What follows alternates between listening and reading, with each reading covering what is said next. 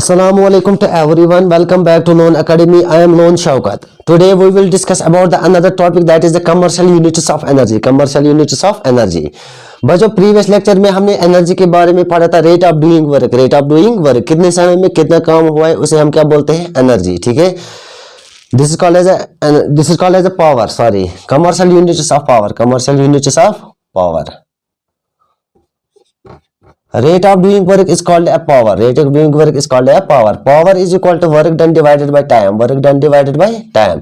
कितने समय में कितना काम हुआ है उसे हम क्या बोलते हैं, वर्क। ठीक, पावर। ठीक है, तब बच्चों यहाँ पर अगर हम पावर की बात कर लेंगे, यहाँ पर हमने इसका जो यूनिट निकाला था, ठीक है, इसे हमने दूसरी डिफाइन से भी किया है, energy consumed by the bulb. Energy consumed by the bulb is called a power. ठीक है, तो पावर की डिफिनेशन और भी हम लिख सकते हैं, power energy consumed divided by time, divided by time.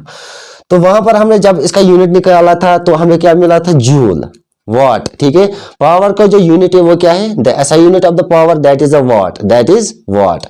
तो पावर अगर हम देख लेंगे, power is equal to work done divided by time, divided by time. Work का यूनिट क्या है, जूल, टाइम का यूनिट सेकंड। और जूल और सेकंड को हम किस में लिखते थे, वाट में। क्यों लिखते थे, क्योंकि इस पावर पर जिसने काम किया था उसका नाम था जेम्स वाट। तो उसी जेम्स वाट के नाम पे इस पावर का ऐसा यूनिट क्या पड़ गया, वाट। ठीक है, तो यहाँ पर बच्चों एग्जाम्पल अगर हम देख लेंगे, बड़े बड़े कारखानों की बात कर लेंगे या हमारे पावर हाउसेस जो होते हैं, ग्रिड स्टेशन, ठीक है, वहां पर अगर हम यूनिट्स देखेंगे पावर्स के तो वो बिगर यूनिट्स होते हैं। ठीक है, तो वहां पर हम उनको जूल, किलो जूल में नहीं मेजर करते हैं, तो उनके लिए क्या आता है, कमर्शियल यूनिट्स ऑफ पावर। अगर हम कमर्शियल यूनिट्स ऑफ पावर देखेंगे, that is the kilowatt hour, kilowatt hour. This is the commercial unit of power, that is called as KWH, kilowatt hour, kilowatt hour. तो बच्चों मेरे पास एक lamp है, ठीक है, दिस इज द लैंप। ये लैंप मेरे पास क्या है, ये 100 वाट का लैंप है। ठीक है, this is the 100 watt lamp. अगर मैं आपको बोलूं इस 100 वाट बल्ब का मतलब क्या है, इस 100 वाट बल्ब का मतलब क्या है, इस बल्ब ने 100 जूल्स कंज्यूम किए in the 1 second, in the 1 second. ठीक है, एक सेकंड में ये जो मेरा लैंप है ये 100 जूल्स पावर क्या कर लेता है, कंज्यूम कर लेता है। ठीक है, तो इसका क्या कहलाएगा, this is called as 100 watt bulb. Okay, अगर मुझे बच्चों 1 मिनट में निकाल, एग्जांपल अगर हम दे देंगे फैन की, ठीक है, सपोज अ फैन, अगर मेरे एक फैन का पावर फॉर एग्जांपल 60 वाट होगा, ठीक है, तो 60 वाट फैन का मतलब क्या है, 60 वाट फैन का मतलब ये है कि जो मेरा फैन चलता है, ठीक है, इसने 60 जूल्स कंज्यूम किए in the 1 second, in the 1 second. So this is the 60 वाट। ये क्या कहलाएगा, 60 वाट वाला किसका, यानी पावर 60 वाट एक फैन का। ठीक है, तो इसके बाद बच्चों अगर हम इसका 1 मिनट में निकालेंगे, 1 मिनट में ये मेरा जो लैंप है ये कितना कंज्यूम करेगा पावर। ठीक है, हमें पता है कि बच्चों 1 मिनट कितने का होता है, दैट इज 60 सेकेंड्स। तो 1 घंटा कितने का होता है, that is 60 minutes. It will be equal to that is 3600 seconds. ठीक है, तो इतना टाइम 1 मिनट में ये इतना पावर कंज्यूम कर लेगा एक बल्ब। ठीक है, तो 1 घंटे में कितना करेगा, that is 3600 into 60, 3600 into 60, it will be equal to 216,000, 216,000 joule. Power का यूनिट क्या है, जूल। ठीक है, तो इतना ये 1 घंटे में ये मेरा जो लैंप है इतना पावर ये कंज्यूम कर लेगा। ठीक है, दैट इज 216,000 जूल। ठीक है, अब अगर बच्चों अगर किलोवाट आवर को हमें किस में कन्वर्ट करना होगा, ठीक है, 1 kilowatt hour is equal to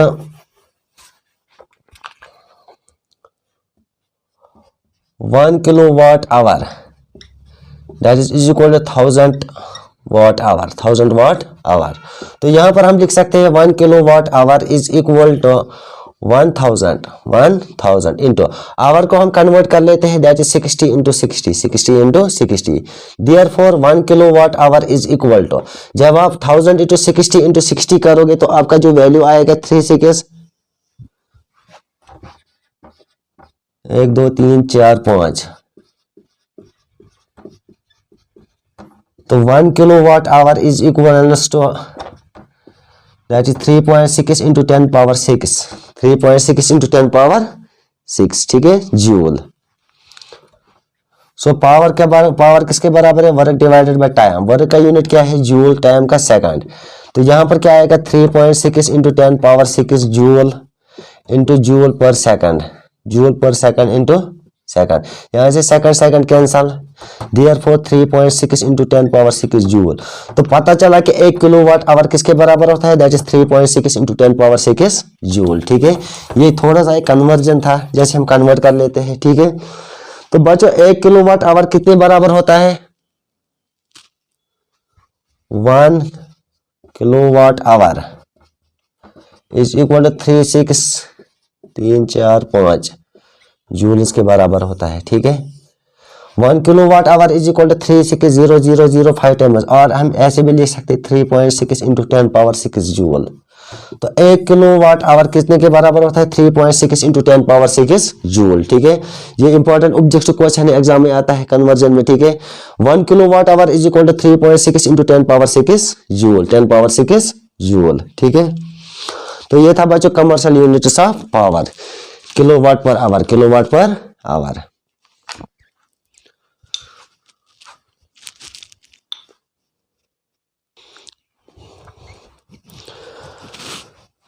law of conservation of energy, law of conservation of energy, law of conservation of energy का स्टेटमेंट अगर हम देखेंगे बच्चों, energy can neither be created nor destroyed but it can change from one form to another form and the total remains energy remains the constant, total amount of energy remains constant.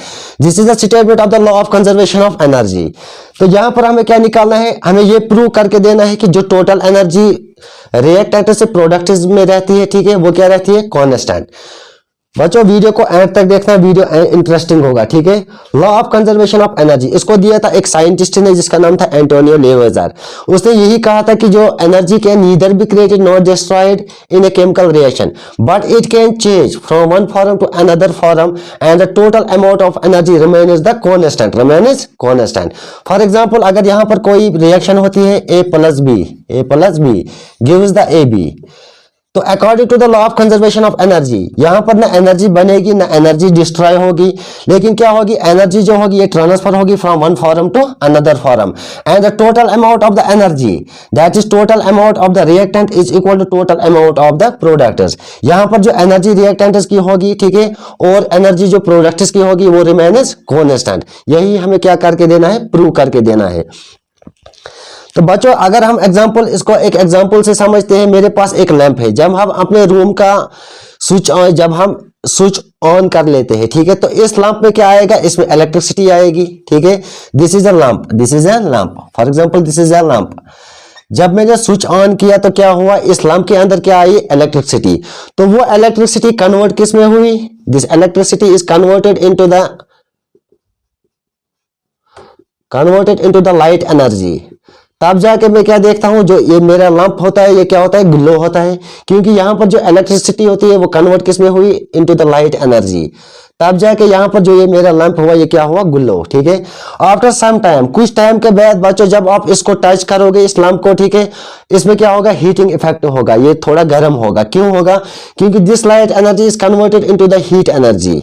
ये energy किस में convert होती है, into the heat energy. ठीक है, तो जो ही जब मैंने स्विच को ऑन किया था, बिफोर स्विचिंग ऑन, तो जो यहाँ पर मेरा जो ये लैंप था ये किस में था, रेस्ट में। ठीक है, तब जाके जब मैंने स्विच ऑन कर लिया तो इस लैंप के अंदर क्या आया, पावर आया। तो पता चला कि जब हमने इसको मोशन में लाया तो इस लैंप में, ये लैंप किस में आ गया, इनटू द काइनेटिक एनर्जी। इसमें कौन सी एनर्जी आ गई, काइनेटिक एनर्जी, और यही काइनेटिक एनर्जी कन्वर्ट हुई into the potential energy. This kinetic energy is converted into the potential energy.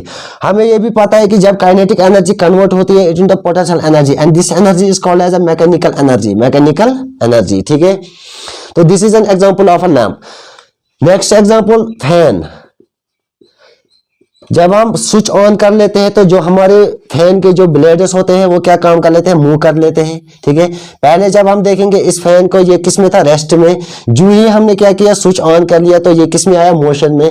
तो मोशन में इसमें क्या आएगी, काइनेटिक एनर्जी।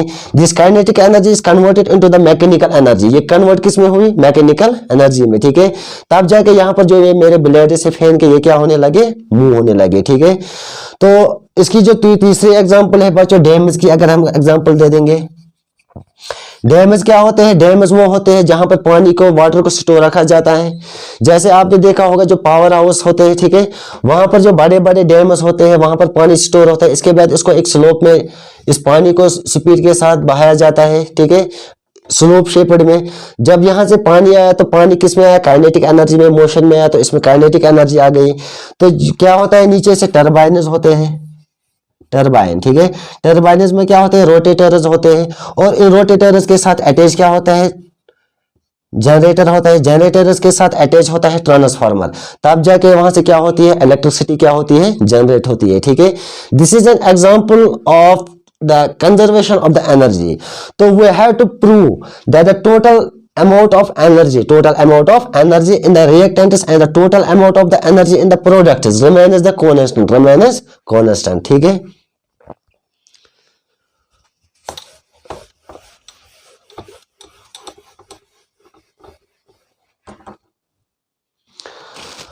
बच्चों यहां पर क्या है? यहां पर for example this is a ball, ठीक है। इस बॉल का पॉइंट हम नाम देते हैं O, ठीक है। This is a ball, this is ball. इस बॉल को मैं किसी हाइट से नीचे गिरा रहा हूं, ठीक है, on the top of the building. जब हम इस बिल्डिंग से इसको उतारे तो इसकी जो इनिशियल वेलोसिटी होगी वो क्या होगी? 0। तब जाके मैं देखता हूं ये बॉल पहुंच गई पॉइंट ए पे, ठीक है। पॉइंट ए से वो कहां पहुंच गई? That is a point B, point B. जब ये पॉइंट ओ से कहां तक आई? ए से कहां तक पहुंची? बी से। यहां पर क्या था? This is a ground, this is a ground,